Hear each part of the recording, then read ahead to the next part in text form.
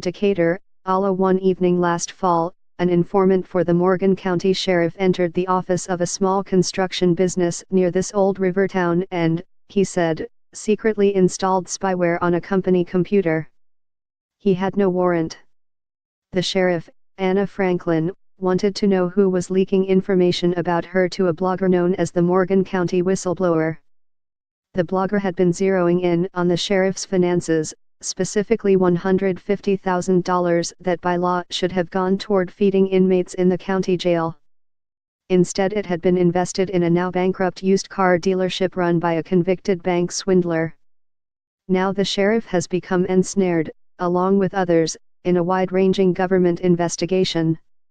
The Federal Bureau of Investigation is looking at her stewardship of taxpayer money, as well as the dealership and its financial links to prominent people in town, including several state law enforcement agents, according to more than a half-dozen people who say they have spoken to the FBI. Government divers recently searched the bottom of a forested creek for evidence.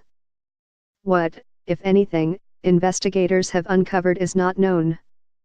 But the New York Times found that since taking office in 2011, Sheriff Franklin has failed to comply with court orders, has threatened critics with legal action, and has not publicly accounted for tens of thousands of dollars raised through charity events.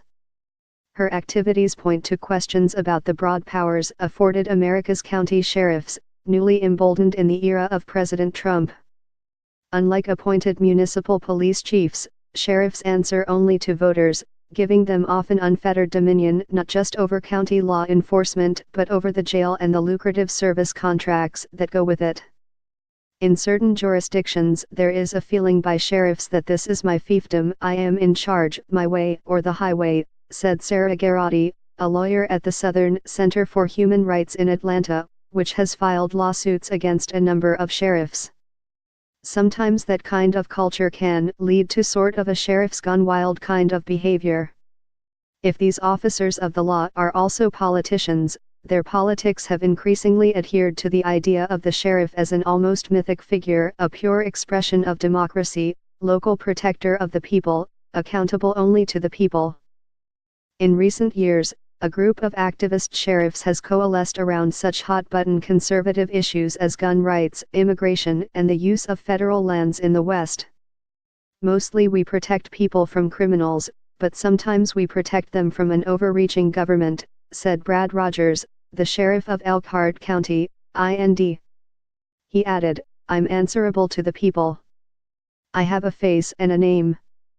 Try asking the federal government for a face and a name. The apotheosis of the idea that federal and state law is subordinate to local authority is Joe Arpaio, the former Arizona sheriff who earned notoriety for his aggressive pursuit of unauthorized Latino immigrants. After the 2012 school massacre in Newtown, Connecticut, hundreds of sheriffs allied with Mr.